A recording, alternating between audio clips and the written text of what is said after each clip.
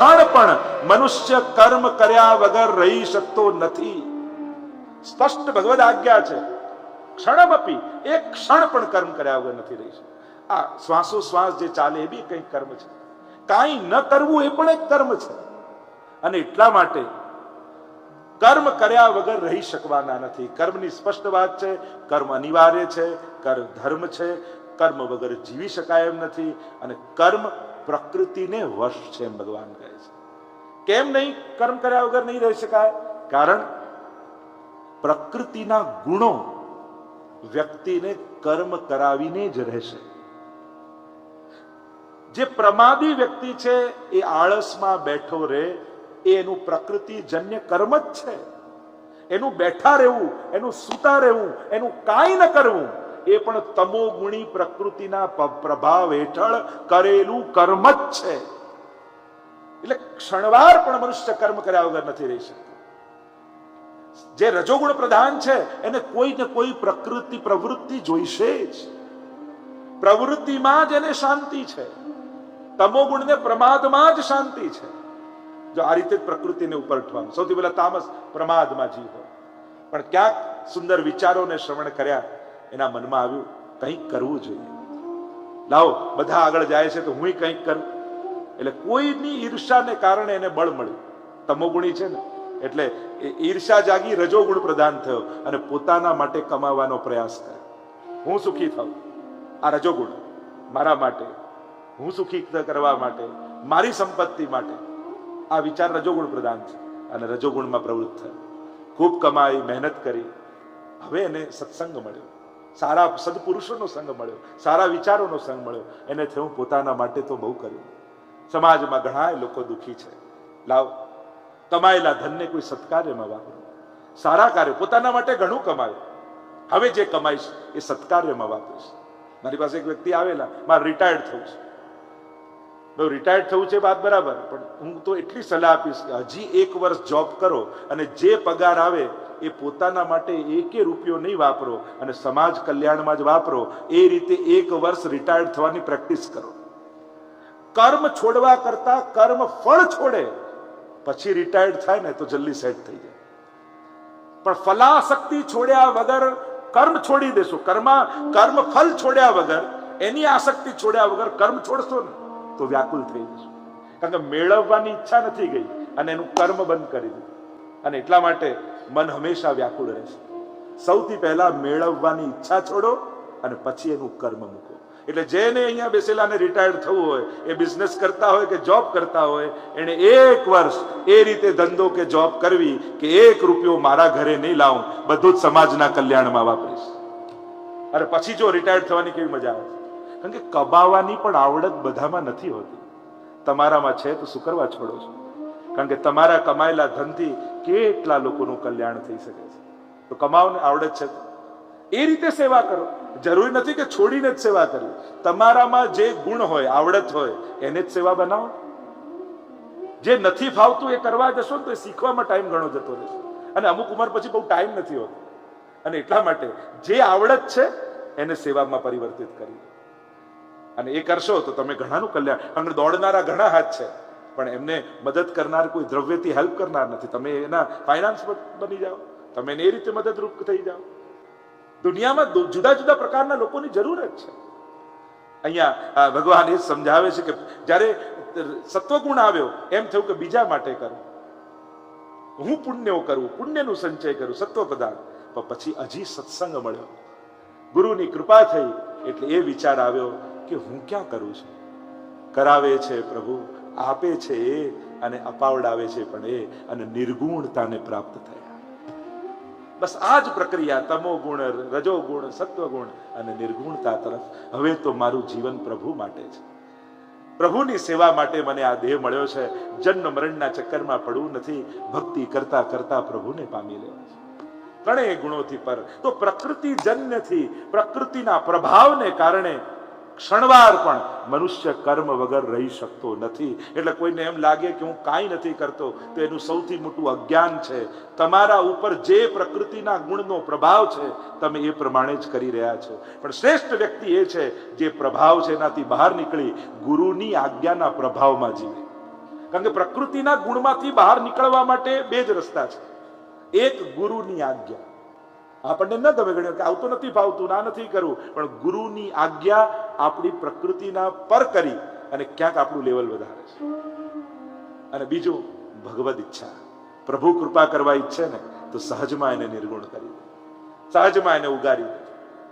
આ બે કારણો છે. આગળ 20મા શ્લોકમાં થોડું આગળ ઉતાવળે જો આપણે જઈએ તો ભગવાન સુંદર રીતે સમજાવતા, કારણ કે ઉદાહરણો આપીને સમજાવ. આ લોક સંગ્રહ માટે કાર્ય કરવા, જન કલ્યાણ માટે કાર્ય કરવા એ કૃપા દ્વારા જ થઈ શકે છે. અને એના માટે એક્ઝામ્પલ આપી અને ભગવાન સમજાવતા 20મા શ્લોકમાં પ્રભુ આજ્ઞા કરે. ભગવાન જનકાદી મહાપુરુષોનું ઉદાહરણ આપીને સમજાવે કે આ જનકાદી રાજાઓ મુનિઓ જેવા છે, અનાસક્ત ભાવે કર્મો કરી પરમ સિદ્ધિને પામ્યા છે. આસક્તિ રહિત, કરતા રહિત કર્મ કરનારા પણ એ પરમ સિદ્ધિને પામે છે.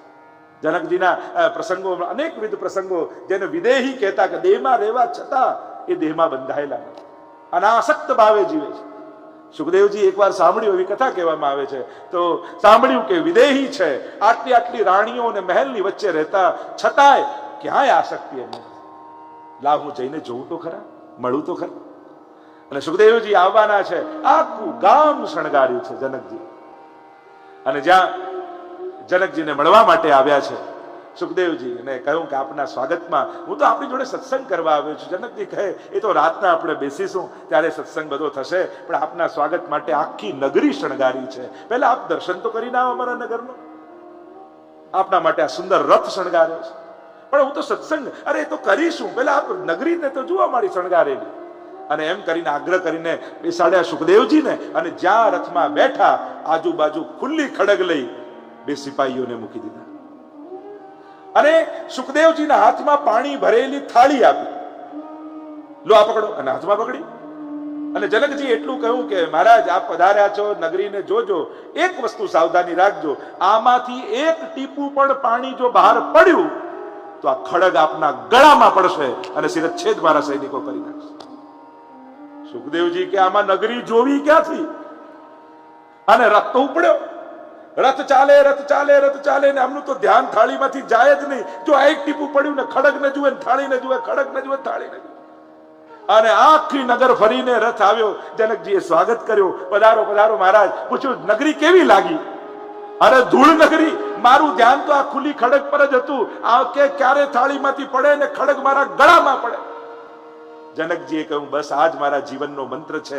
હું પણ વૈભવની વચ્ચે રહું છું, પણ મારું પણ ધ્યાન એ કાલની ખડગ ઉપર રહે છે, કે જો મારું ધ્યાન હટ્યું તો કાલની ખડગ મારું શિરચ્છેદ કરી દેશે. અને એટલા માટે મને ક્યાંય આસક્તિ થતી નથી. જેમ આ ખડગ પર ધ્યાન રહ્યું ને શણગારેલી નગરીમાં આપનું ક્યાંય ધ્યાન ગયું નહીં, એમ મારું પણ ધ્યાન ક્યાંય ભગવાન સિવાય જતું નથી. કારણ કે મારે સતત સભાનતા હું રાખું છું કે જો પ્રભુથી મારું ધ્યાન હટશે તો કાલ તૈયાર જ બેઠો છે મને મારવા માટે. તો આમ જનકજી આદિ મહાપુરુષો પણ આ રીતે કાલ અનાસક્ત ભાવે કર્મો કરીને તરી ગયા છે. આગળ 21મા શ્લોકમાં પ્રભુ આ રીતે મહાપુરુષોનું અનુસરણ સમાજ કરે છે એમ આજ્ઞા કરતા પ્રભુ બોલ્યા, યદ્યદાચરતિ શ્રેષ્ઠ તત્તદ્દેવેતરો જન સ્વયં પ્રમાણમ કુરુતે લોકસ્તદનુ વર્તતે. જે શ્રેષ્ઠીઓ જેવા જેવા કાર્યો કરે છે લોકો એને અનુસરણ કરે છે. અને એટલા માટે આપણા જીવનમાં કોઈ એક આઈડિયલ હોવું બહુ જરૂરી છે, કારણ કે ફોલોઅર્સ વધારે છે, લોકો ફોલો કરતા હોય છે ઉત્તમ વસ્તુને. અને સમાજમાં આદર્શો, અત્યારે શું થઈ ગયું છે કે આદર્શો કોણ? તો કે જે વધારે ધન કમાય છે એને જ શ્રેષ્ઠ માનવા. અરે ના, સમાજમાં પારિવારિક રૂપે પણ સફળતા વિચાર કરવો જોઈએ. કોઈ શ્રેષ્ઠ પિતા રૂપે જેને જીવન ગાળ્યું હોય અને આખા પરિવારને ભેગું રાખ્યું હોય એનું પણ સન્માન જ્ઞાતિવાળાઓએ કરવું જોઈએ. કોઈ શ્રેષ્ઠ પત્ની રૂપે કાર્ય કરતી હોય ઘરમાં, કે આખા ઘરને બાંધી રાખતી હોય, તો જ્ઞાતિવાળાઓએ એવી પત્નીનો એવોર્ડ રાખવો જોઈએ. કોઈ બાળક શ્રેષ્ઠ રૂપે ઘરમાં રહેતું હોય, મા બાપની આજ્ઞામાં રહી અને શ્રેષ્ઠ રૂપે પોતાના જીવનનું ઘડતર કરતું હોય, તો એને પુત્ર રૂપે પણ એવોર્ડ આપવો જોઈએ. આપણે કેવલ આર્થિક દૃષ્ટિકોણ રાખી અને કેવલ એ રીતે જ સન્માનિત કરતા રહીશું તો ખરેખર જે મૂલ્યોને કારણે આપણું જીવન ટકેલું છે અને એને જો પ્રોત્સાહન નહીં મળે તો એ મૂલ્યો સમાપ્ત થઈ જશે. એટલે પારિવારિક મૂલ્યો આજના સમયમાં જેની નિતાંત આવશ્યકતા છે એના માટે પ્રેરણા બનવી જોઈએ, પ્રેરણા આપવી જોઈએ. એવા વ્યક્તિઓના એવા સ્થાને અભિવાદન થવા જોઈએ. જ્ઞાતિઓની જ્યારે સંમેલન હોય ત્યારે એને કેવલ લૌકિક અન્ય સફળતાઓના એવોર્ડ મળે છે, પણ પારિવારિક રૂપે સફળતા, કારણ કે ગમે તેટલો સફળ થાય પણ ઘરમાં નિષ્ફળ ગયો હોય તો એને સફળ કેમ કહી શકાય? અને એટલા માટે સફળતા તો સર્વાંગી જોવી જોઈએ, સર્વ રીતે સફળ હોવો જોઈએ માણસ. અને એટલા માટે સફળતા કેવલ એક જ વસ્તુથી ન આંકો. આજે સફળતાની વ્યાખ્યાઓ નવેસરથી વિચારવી જોઈએ. આપણા વડીલો કદાચ એટલા આર્થિક રૂપે સુખી નતા, વડીલો બહુ, પણ એમના ચહેરા પર જે શાંતિ અને સંતોષ દેખાતો એ આજે એમના બાળકોના ચહેરા પર દેખાય છે. ભલે આર્થિક રૂપે વધારે, લોકોને એમ લાગે કે વધારે હોસ્પિટલ, વધારે આ સ્કૂલો, વધારે આ બને એટલે સમાજ સુખી થઈ જાય. 100 વર્ષ પહેલા આજે જેટલી હોસ્પિટલો છે એટલી નહોતી. 100 વર્ષ પહેલા આજે જેટલા પોલીસ સ્ટેશન છે એટલા નહોતા. 100 વર્ષ પહેલા આજે જેટલી સ્કૂલો છે એટલી નહોતી. શું 100 વર્ષ પહેલા આપણા કરતા વધારે સુખી હતા લોકો? એમના ચહેરા પર શાંતિ હતી, સંતોષ દેખાતો હતો. એ ક્યાં જતો રહ્યો? જો આ બધું વધવાથી જ શાંતિ થતી હોય, સુખી થતું હોય, તો બધું વધી રહ્યું છે દુનિયામાં, છતાંય અશાંતિ કેમ વધે છે? ચિંતન થવું જોઈએ. આ બધું વધે સ્વસ્થ સમાજની નિશાની નથી. હા, જરૂરિયાત હોવી જોઈએ, કરવું જ જોઈએ, પણ સ્વસ્થ સમાજની નિશાની ને જ્યાં ઓછી હોસ્પિટલોની જરૂર પડે, જ્યાં ઓછા પોલીસ સ્ટેશનોની જરૂર પડે, જ્યાં ઓછા કોર્ટની જરૂર પડે, એ સ્વસ્થ સમાજ કહેવાય. એનો વિચાર કેમ નથી થતો? સમાજને સર્વાંગી સ્વસ્થ બનાવવાનો, વૈચારિક સ્વસ્થતા આપવાનો, શારીરિક સ્વસ્થતા આપવાનો. આપણે બીમાર પાડીને ઈલાજનો વિચાર કરીએ છીએ, પણ બીમાર ન પડે એના માટે કેમ વિચાર નથી થતો? મા બાપ માટે, ઘરડાઓ માટે ઘરડા ઘર બંધાય એનું ચિંતન કરીએ છીએ, પણ લોકો મા બાપને ઘરેથી કાઢે જ નહીં એવું વાતાવરણ બનાવવાની કેમ ચિંતા નથી કરતા? ચિંતન એનું થવું જોઈએ કે સમાજમાં વૈચારિક સ્વાસ્થ્ય એવું થાય કે આની જરૂર જ ન પડે. અને એ કામ કથા અને મંદિરો કરે છે. આજે સમાજમાં કથાઓ દ્વારા કેવી ક્રાંતિ થાય છે. જો બોમ્બ ફૂટે ને એનો અવાજ બધે સંભળાય, પણ એક કળી ફૂટે ને એનો અવાજ ન હોય. સર્જનના અવાજ નથી હોતા, વિસર્જનના શોર હોય છે. એમ કથાઓ દ્વારા કેટલાના હૃદયમાં વિચારોની કળીઓ ફૂટતી હોય છે, પણ એનો શોર નથી સંભળાતો, એટલે લોકોને એમ થાય કે કંઈ થતું નથી. અરે ક્યારેક અમારી જોડે એક દિવસ રહો, કેટલા લોકો આવીને કહી જાય કથાથી આમ થયું, કથાથી આમ થયું, આવું જીવન બદલાયું, આવું કરવા લાગ્યા, આમ નતા માનતા, આમ કરવા લાગ્યા. કેટલા લોકો મળતા હોય રોજ બરોજ. આપણને લાગે કથા સમાજનું કેવું સુંદર ઘડતર કરે છે. અને એટલા માટે જેટલી હોસ્પિટલોની જરૂર છે, જેટલા સ્પોર્ટ્સના કોમ્પ્લેક્સોની જરૂર છે, જેટલી સ્કૂલોની જરૂર છે, એટલા જ મંદિરો અને કથાઓની પણ જરૂર છે. કારણ કે બીમાર માણસ સાજો થાય એટલું જરૂરી છે, એટલું જ જરૂરી છે કે સ્વસ્થ માણસ સ્વસ્થ રહે, સાજો રહે, સારા વિચાર વાળો રહે. એના માટે કથા અને મંદિરોની પણ જરૂર છે. એટલે ઓપ્શન ના માનો. કોઈ કે મંદિર શું બાંધો, એને કરતા હોસ્પિટલ બાંધો ને. અરે હોસ્પિટલ બીમાર માટે જરૂરી છે, એમ સ્વસ્થ વ્યક્તિ વિચારથી સ્વસ્થ રહે એ પણ જરૂરી છે. કારણ કે સ્વસ્થ વ્યક્તિ જો વિચારથી બીમાર થયો ને તો એ સ્વસ્થતા જ સમાજના સર્વનાશનું કારણ થઈ જશે. એને વિચારથી સ્વસ્થ બનાવવો જરૂરી છે. કોઈ સ્પોર્ટ્સ કોમ્પ્લેક્સ બનતું હોય ત્યારે કેમ વિરોધ નથી થતો? કોઈ ક્લબ હાઉસ બનતું હોય ત્યારે કેમ વિરોધ નથી થતો? મંદિર બનતા જ લોકોને હોસ્પિટલ યાદ આવે છે. મને તો એ જ નથી સમજાતું, મંદિરે બગાડ્યું શું છે? અરે ઘરેથી આજે નીકળો અને ચારે બાજુ એવું દેખાય કે જ્યાં મન બગડે, આંખો બગડે. કોઈ એક જગ્યા તો એવી જોઈએ ને કે જ્યાં બેસીને મનને 4 સારા વિચાર આવે. જો આવા મંદિરો જેવા સ્થાનો નહીં હોય તો સારા વિચાર લેવા ક્યાં જશો? તમે કલાક હોસ્પિટલમાં જઈને બેસો, જો તમને એમ લાગે આખી દુનિયા બીમાર જ છે. તમે કલાક કોર્ટમાં જઈને બેસો, તમને એમ લાગશે કે બધા લડી જ રહ્યા છે. પણ કલાક મંદિરે જઈને બેસશો ને એવું લાગશે કોઈ મારી જોડે હોય ન હોય, મારો ઠાકોરજી મારી સાથે છે. એક જીવનનું બળ માણસને મળે. જો ને આ 2 વર્ષ મંદિરે ન જઈ શક્યા, લોકોના ચહેરા કેવા કરમાઈ ગયા હતા. ક્યારે ખુલશે, ક્યારે ખુલશે, ક્યારે ખુલશે, લોકો કેટલા બેચેન થઈ ગયા. મંદિર પણ કેવી આવશ્યક સમાજને સર્વાંગી સ્વાસ્થ્યની જરૂર છે. કેવલ એક જ શરીરનું ન વિચારો, એનું માનસિક, બૌદ્ધિક, વૈચારિક બધી રીતે સ્વસ્થ થવું જોઈએ. સ્પોર્ટ્સ કોમ્પ્લેક્સોની પણ એટલી જ જરૂર છે. નહીં તો લોકો વિચાર આટલું મોટું બાંધવાની શું, એનું તો ઝૂંપડાઓનો પાકા ઘર કર્યા હોત. અરે એનું તો થશે, પણ સાજો વ્યક્તિ સ્વસ્થ રહે એનું પણ વિચારવું જોઈએ કે નહીં? સર્વાંગી વિકાસ. અને જ્યારે આ વિચાર સાથે આપણે સમાજમાં આગળ વધીએ છીએ ત્યારે સાચા અર્થમાં સમાજને સ્વસ્થ બનાવી શકીએ. અહીંયા ભગવાન કહે છે કે લોકો પ્રેરણા લે છે શ્રેષ્ઠ વ્યક્તિઓથી, અને એટલા માટે તમારા જીવનમાં કોઈ એક શ્રેષ્ઠ વ્યક્તિ કોણ છે, બને તેનું ચિત્ર રાખો ઘરના, કારણ કે એને જોતા જ તમને કોઈ નવી પ્રેરણા મળે છે. એટલે જ આપણા જૂના સમયમાં એ ચિત્રોની પરંપરા હતી કે જે આપણને પ્રેરે છે, જેને જોઈને ભાવ આવે છે, જેને જોઈને ભક્તિ જાગે છે, જેને જોઈને કર્મ કરવાની ઈચ્છા થાય છે. એવા પ્રેરકો કોણ આપણા જીવનમાં? અને એવા પ્રેરકો ખાલી એક વાર દિવસમાં જોઈએ ને તો દિવસ સુધરી જાય. અને એટલે એવા ચિત્રો ઘરમાં હોવા જોઈએ. આગળ અર્જુન પ્રશ્ન કરે છે, 36મો શ્લોક, આગળ થોડું આગળ જઈએ. પ્રભુ આપ કહો છો પાપ છોડવા, પુણ્ય કરવા, કરતાપણાનો અભાવ, પણ કોઈ એક અજ્ઞાત વસ્તુ એવી છે કે અમને જાણે બળપૂર્વક પાપ કરાવે છે. એવો એક કયો ફોર્સ છે, સમજમાં જ નથી આવતું. અર્જુન ઉવાચ, 36મો શ્લોક. પ્રભુ એ કયું બળ છે? અનિચ્છન્નપી વાર્ષ્ણેય બલાદીવનીય, ઈચ્છા ન હોવા છતાં બળપૂર્વક માણસને પાપમાં પ્રેરનારું એ બળ કયું છે? ઘણી વાર કહું હવે તો આ નથી જ ખાવું, હવે તો આ નથી જ પીવું, હવે તો આ નથી જ કરવું, છતાંય કયું બળ છે જે માણસને ક્યાંક પાપ તરફ પ્રેરે છે? અને ઉત્તર આપતા પ્રભુ બોલ્યા, ભગવાન ઉવાચ. ભગવાને ઉત્તર આપતા કહ્યું, કામ એશ ક્રોધ એશ રજોગુણ સમુદ્ભવ. આ રજોગુણની ભૂમિ ઉપર ઉગેલા આ ફળ, કામ એશ ક્રોધ એશ રજોગુણ સમુદ્ભવ, રજોગુણથી ઉત્પન્ન થયેલા આ બંને માણસને પાપ તરફ પ્રેરે છે. મહાશનો મહાપાપમાં વિદ્યેન મિહ વૈરિણમ, તું આને વેરી જાણ. આપણો દુશ્મન કોઈ બહાર નથી. આપણને એમ લાગે પેલો મારો દુશ્મન, પેલો મારો, અરે ના, ભીતર રહેલા કામ, ક્રોધ, લોભ, ઈર્ષા, આ જ આપણા સૌથી મોટા દુશ્મન છે. દુશ્મન ક્યાંય બહાર નથી, એને તો જોડે લઈને ફરીએ છીએ. એ તો સતત સાથે છે. અને એનાથી બચવાનો એક જ ઉપાય છે, પ્રભુની સન્મુખતા. 5 મિનિટ પણ રોજ પ્રભુની સન્મુખ જરૂર ઉભા રહે.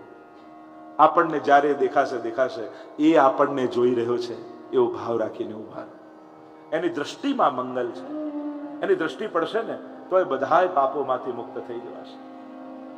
વર્ષોનું અંધારું હોય, કોઈ ઓરડો 50 વર્ષથી બંધ હોય, અંધારું હોય, એ અંધારું દૂર કરવા માટે કેટલા વર્ષ લાગે? 1 વર્ષ, 2 વર્ષ, 5 વર્ષ? ના, અરે એક ક્ષણ, બસ દિવાસળી પ્રગટાવો અને 50 વર્ષનું અંધારું એક ક્ષણમાં હટી જાય. એમ વર્ષોના પાપના ભંડાર ભીતર ભર્યા હોય, દૂર કરવાની કેટલી વાર? એક વાર પ્રેમથી લીધેલું હરિનું નામ, એક વાર ભાવથી કરેલા દર્શન, અને દર્શન માત્રથી વર્ષોના પાપ સહજમાં બળી જાય. સૂર્યનો ઉદય થતા ઓશના બિંદુઓ જતા રહે. એમ જ પ્રભુના દર્શન માત્રથી પાપ સમાપ્ત થઈ જાય છે. કારણ કે જ્યાં પ્રભુ છે ત્યાં પાપ નથી રહી શકતો. પાપ એ પ્રભુનો અભાવ, ત્યાં જ પાપ છે. આ દોષો ક્યારે આપણી આગળ, જો દોષો છે પાછળ ચાલે બરાબર. ઘણી વાર ઘણાને એમ થાય આ કામ, ક્રોધ, લોભ, ઈર્ષા આ બધું ભગવાનને નથી ગમતું, તો આ મસાલો આપણી અંદર નાખ્યો જ કેમ? આ બનાવતી વખતે આ ભભરાવાની જરૂર હતી? ન હોત તો ન ચાલે. ના, અરે આપણે કામનું છે. ફરક એટલો છે, એ તમને વાપરશે ત્યારે બધું બગડશે, તમે એમને વાપરશો તો બધું સારું થશે. જેમ તમે ક્રોધ વાપરો છો બાળકને ભણાવતી વખતે, બેટા ભણ નહીં તો જોઈ લેજો, તમારા ક્રોધના ભયથી પેલો ભણે છે, કંઈક સર્જન થાય છે. અંદર દ્વેષ ક્રોધ હોતો નથી, પણ ક્રોધનું નાટક કરી ક્રોધને વાપરો ત્યારે કંઈક સારું થાય છે. મરી જવાનો ભય છે નહીં તો બધા ધાબેથી કૂદી જાય. ભય છે એટલે જ જીવીએ છીએ. લોભ છે એટલે જ તો ઘર બાંધીને રહીએ છીએ. લોભ ન હોત તો ઘર બાંધે, અને ઘર ન બાંધે તો સેવા ક્યાં પધરાવે? છે તો બધું છે ને. આ બધું ક્યાંક આપણે વાપરીએ તો સારું થાય છે, પણ આ બધું આપણને વાપરવા લાગે. ક્રોધ જે દિવસે તમને વાપરે ને, ઘણા દિવસે હમણાં મારું ગયું છે છંછેડતા, પછી ઘણા તેમ કે આપણને કોઈ છંછેડે નહીં તો ગુસ્સો ના આવે, તો કોઈને ના આવે. કોઈ છંછેડે ને શાંત રહો ત્યારે શાંત કહેવા. નહીં તો ઘણા કે આપણે કોઈ છંછેડે નહીં તો ના. ઘણા તો કે આપણને તો 2 મિનિટનો ગુસ્સો, પછી કાંઈ નહીં. પણ આ 2 મિનિટમાં ભૂકંપ આવી જાય એનું શું? ભૂકંપો 2 મિનિટ ના જ હોય, પણ એમાં બધું જે વિસર્જન લીલા થઈ જાય એનું કરવાનું શું? પછી એ સાંધતા વર્ષો લાગી જાય. અને આપણે એટલા હોશિયારો, આપણા મોટા મોટા પાપ સહજમાં માફ કરી દે આપણે. ઠીક છે હવે નહીં કરું, અને બીજાની નાની નાની ભૂલો જિંદગીભર યાદ રાખી.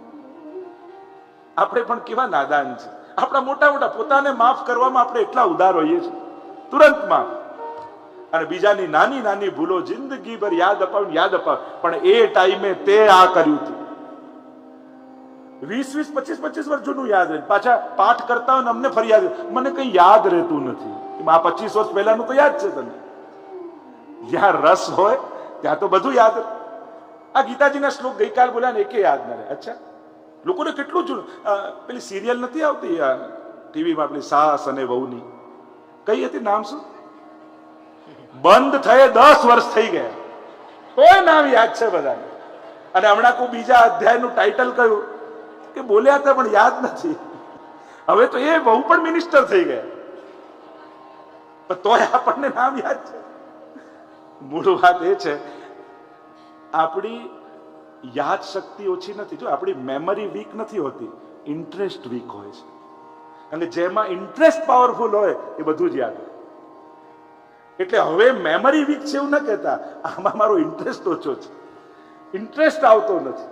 લોકો મન લગાડવાનું કે આમાં મન નથી લાગતું, મન ભટકે. ક્યાં ભટકે? જ્યાં પ્રેમ ના હોય ત્યાંથી ભટકે.